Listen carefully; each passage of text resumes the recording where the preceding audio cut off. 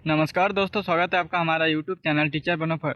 दोस्तों, आज मैं आपको इस वीडियो में बताऊंगा सीजी टेट 2017 के ओल्ड क्वेश्चन पेपर को सॉल्व करके बताऊंगा कि किस टाइप का क्वेश्चन आया हुआ था, फिर कहाँ से कितने प्रश्न पूछे गए थे। पूरी जानकारी आपको इस वीडियो में मिलेगा। तो दोस्तों, वीडियो शुरू करने से पहले बताना चाहूँगा, यदि आप हमारा यूट्यूब चैनल टीचर बनो पर नए हैं तो आप हमारे यूट्यूब चैनल को जरूर से जरूर सब्सक्राइब कीजिएगा। दोस्तों, टेट का एग्ज़ाम बहुत ही नज़दीक आ चुका है। 19 तारीख को टेट का एग्ज़ाम होने वाला है और अभी बहुत सारे टीचर का वैकेंसी भी निकलने वाला है। इसलिए आप बिना टेट का एग्ज़ाम क्वालिफाइड किए आप सरकारी टीचर नहीं बन सकते। आप टीचर के लिए फॉर्म ही नहीं भर पाएंगे अगर आप टेट क्वालिफाइड नहीं है तो चलिए चलते हैं, वीडियो को अब स्टार्ट करते हैं। दोस्तों, टेट का एग्ज़ाम इतना भी टॉप लेवल में नहीं होता है कि आप उसको क्वालिफाई नहीं कर पाएंगे। टेट का एग्ज़ाम बहुत ही ईजी होता है। बहुत अगर आप थोड़ा सा भी ध्यान लगा के 15 से 20 दिन तक लगातार स्टडी करेंगे तो आप ज़रूर से ज़रूर टेट क्वालिफाइड कर जाएंगे। चलिए चलते हैं, वीडियो को स्टार्ट करेंगे। दोस्तों, हमारे पास आप लोग देख पा रहे होंगे 2016 का जो है ओल्ड क्वेश्चन पेपर है, जो पेपर 1 का है, जो कि पहली क्लास से लेकर 5वीं क्लास तक जो भी स्टूडेंट एग्ज़ाम देने वाले हैं उनके लिए पेपर है। तो चलिए वीडियो को अब स्टार्ट करते हैं। तो चलिए क्वेश्चन को शुरू करते हैं। तो दोस्तों, हम इसमें सॉल्व करेंगे भगवान बाल विकास और शिक्षा शास्त्र से जो 30 अंक का प्रश्न पूछा गया है, उस क्वेश्चन पेपर को आज हम इस वीडियो में सॉल्व करके आपको बताऊँगा। तो इसमें जो है फर्स्ट क्वेश्चन को देखिए। और दोस्तों, अगर आपको पीडीएफ भी चाहिए होगा तो आप हमारे व्हाट्सअप नंबर में मैसेज करके आप हमसे ले सकते हैं। दोस्तों, अगर आपको प्रीवियस क्वेश्चन पेपर चाहिए तो हमारे पास 2011 से लेकर 2021 तक का ओल्ड क्वेश्चन पेपर जो है इस बार हमारे पास है। अगर आपको चाहिए होगा तो आप हमारे व्हाट्सअप नंबर में मैसेज करके आप हमसे ले सकते हैं। तो चले चलते हैं, वीडियो को स्टार्ट करते हैं। दोस्तों, इसमें पहला नंबर में पूछा गया अकादमिक उत्कृष्टता की मांग के इस दौर में विद्यालयों में खेलकूद का समावेश है। तो इसमें आपको 4 ऑप्शन दिया है।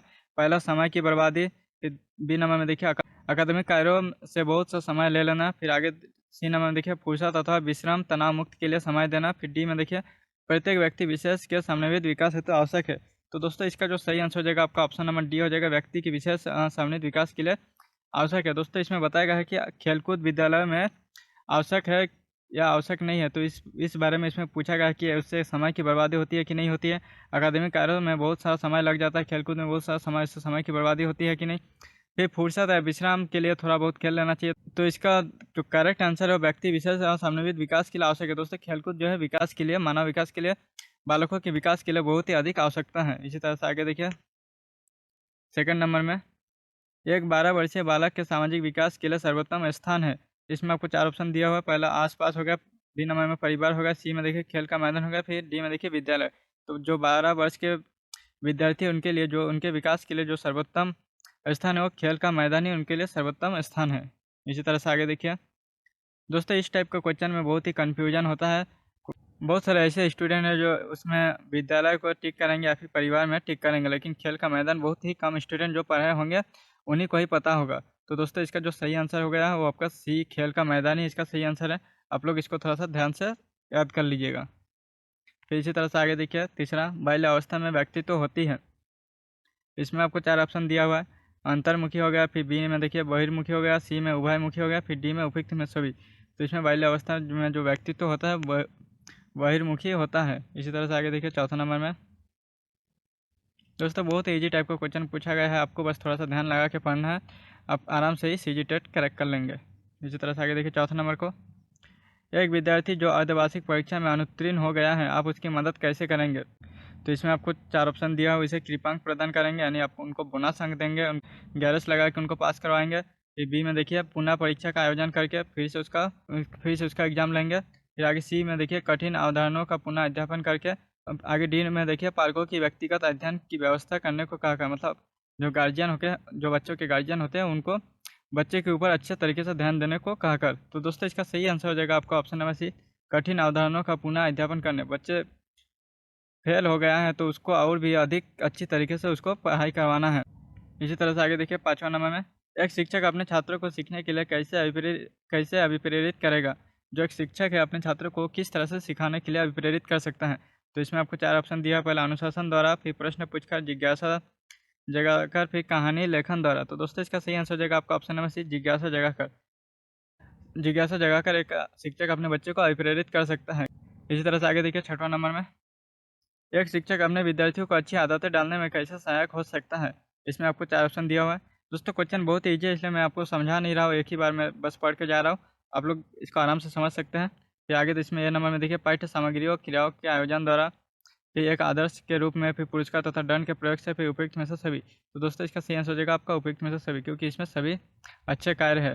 पहले पाठ्य सामग्री और क्रियाओं का आयोजन भी एक अच्छा व्यवस्था है, फिर एक आदर्श के रूप में भी, फिर पुरस्कार था, पुरस्कार मतलब जो अच्छे करेगा उसको पुरस्कार देकर, फिर जो नहीं करेगा उसका थोड़ा बहुत दंड देकर। तो इसका सही आंसर हो जाएगा आपका ऑप्शन नंबर डी, उपयुक्त में से सभी। दोस्तों बाल विकास से बहुत इजी टाइप का क्वेश्चन पूछा जाता है। आप बाल विकास से एक ऐसा सब्जेक्ट है जिसमें से आप 30 में से 30 नंबर आराम से ला सकते हैं। दोस्तों बाल विकास से रिलेटेड हमारे पास बहुत सारा नोट्स पीडीएफ अवेलेबल है। यदि आप हमसे लेना चाहते हैं तो आप हमसे ले सकते हैं। आप हमें कांटेक्ट करके आप हमसे ले सकते हैं, फिर अपना पढ़ाई कर सकते हैं। यदि आप हमसे फुल कोर्स लेकर पढ़ाई करते हो तो आपका सिलेक्शन का चांस 99% हो जाएगा। क्योंकि दोस्तों आप हमारे यूट्यूब चैनल में एक वीडियो देख रहे होंगे 10 मिनट, तो 10 मिनट में आपको मुश्किल से 20 क्वेश्चन ही आपको नहीं बता पा रहा हूँ, क्योंकि वीडियो बहुत ही लंबा हो जाता है, फिर क्वेश्चन उसमें बहुत ही कम कवर होता है। अगर आप हमसे बुक लेके स्टडी करते हो तो आप 20 मिनट में कम से कम 50 क्वेश्चन को आराम से देख पाएंगे। तो दोस्तों मैं आपको बताना चाहूँगा, आप समय की बर्बादी ना कीजिए यूट्यूब में, आप हमसे फुल कोर्स लीजिए, फिर फुल कोर्स लेकर आप खुद से पढ़ाई कीजिए, क्योंकि ये जो है क्वेश्चन जो है बहुत ईजी टाइप का क्वेश्चन है। मुझे नहीं लगता कि आप लोग को इसके लिए भी पढ़ाना चाहिए, क्योंकि आप लोग खुद से भी इसको पढ़ सकेंगे। दोस्तों मैथ्स और रीजनिंग का क्वेश्चन आपको हमारे यूट्यूब चैनल में मिल जाएगा, उस थोड़ा सा हार्ड है, लेकिन बाल विकास और हिंदी से रिलेटेड आप खुद से भी पढ़ाई कर सकते हैं। तो दोस्तों अगर आप हमसे फुल कोर्स लेना चाहते हैं तो दिए गए हमारे नंबर पे आप हमसे कांटेक्ट कर सकते हैं। ठीक है दोस्तों, आगे देखिए 7वां नंबर में एनसीपी 2005 के अनुसार शिक्षक की भूमिका क्या होनी चाहिए। तो दोस्तों इसका सही आंसर हो जाएगा आपका ऑप्शन नंबर सी, सरल होना चाहिए। आगे देखिए 8वां नंबर में पियाजे के अनुसार बच्चा कब मूर्त चीज़ों के लिए ज़्यादा तार्किक है लेकिन अमूर्त विचारों का अभाव की अवस्था में पाया जाता है। तो दोस्तों इसका सही आंसर हो जाएगा आपका ऑप्शन नंबर सी, मूर्त सक्रियात्मक अवस्था। दोस्तों आपको ये पीडीएफ चाहिए होगा तो मिल जाएगा, आप बस हमारे व्हाट्सएप नंबर में मैसेज कीजिए। फिर आगे देखिए 9वां नंबर में बालकों में मानसिक मंदन की वजह यह हो सकता है। तो इसमें आपको 4 ऑप्शन दिया, गर्भाधान के समय क्रियाशील कारक, माता की गर्भ में क्रियाशील कारक, फिर जन्म के बाद किसी दुर्घटना के फलस्वरूप, फिर डी में उपयुक्त में से सभी।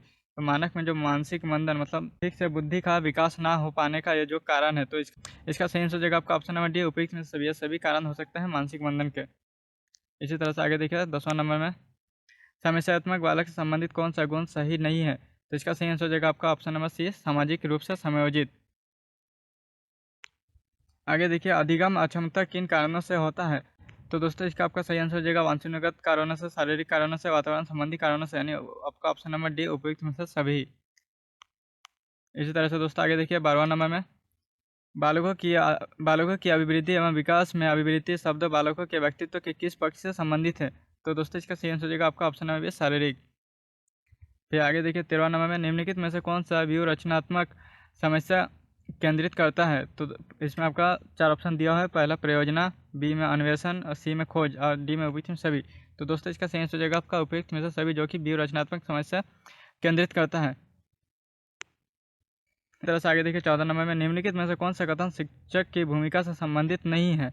इसमें आपका फर्स्ट नंबर में देखिए शिक्षक को समाचलन होना चाहिए, फिर शिक्षक को अच्छे विद्यार्थियों का पक्ष लेना चाहिए, ये 2 ऑप्शन नहीं होगा। फिर आगे देखिए डी में शिक्षक को विद्यार्थियों से दूरी बनाकर रखना चाहिए, ये भी नहीं होगा। दोस्तों इस टाइप का क्वेश्चन एकदम इजी टाइप का क्वेश्चन आता है, आपको बस एग्जाम हॉल में बैठना है और चुटकी बजा के इसका सही आंसर देकर निकल जाना है। फिर आगे देखिए सी नंबर में शिक्षक का विद्यार्थियों के प्रति मित्रवत दृष्टिकोण होना, जो कि इसका सही जवाब है। ऑप्शन नंबर सी इसका सही जवाब है। एक शिक्षक को अपने बच्चे के प्रति मित्रवत होना चाहिए। फिर आगे देखिए 15 नंबर में एक नवजात अपनी माता के स्पर्श की प्रतिक्रिया में मुस्कुराता है, या निम्न में से किस प्रक्रिया का उदाहरण है। तो इसका सही आंसर हो जाएगा आपका सामाजिक सम्मेलनात्मक। दोस्तों ये वाला क्वेश्चन इंपॉर्टेंट क्वेश्चन है 15 नंबर का, आप लोग इसको अच्छे से याद करके जाइएगा।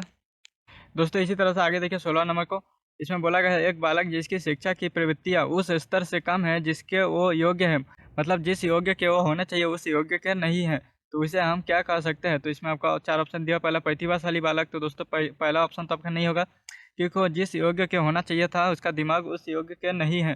फिर आगे देखिए सी अपराधी बालक, ऑप्शन भी आपका नहीं होगा। फिर डी में देखिए विकलांग बालक, भी इसमें नहीं होगा। तो इसका ऑप्शन नंबर बी इसका सही हो जाएगा, पिछड़ा बालक। दोस्तों आप इसका आंसर से भी आप इसको सही क्वेश्चन का पता लगा सकते हैं। इसी तरह से आगे देखिए 17 नंबर को एनसीईआरटी की नवीनतम पाठ्यचर्चा की रूपरेखा अस्तित्व में आई। तो 2005 में जो है एनसीईआरटी की नवीनतम पाठ्यचर्चा यानी नया सिलेबस रूपरेखा में आई थी। इसी तरह से आगे देखिए 18 नंबर में एक 11 वर्षीय बच्चे से संबंधित कौन सा कथन सही नहीं है। दोस्तों ये जो नहीं है इस पर आप लोग ध्यान दीजिएगा, बहुत सारे स्टूडेंट इसको नहीं देखते हैं।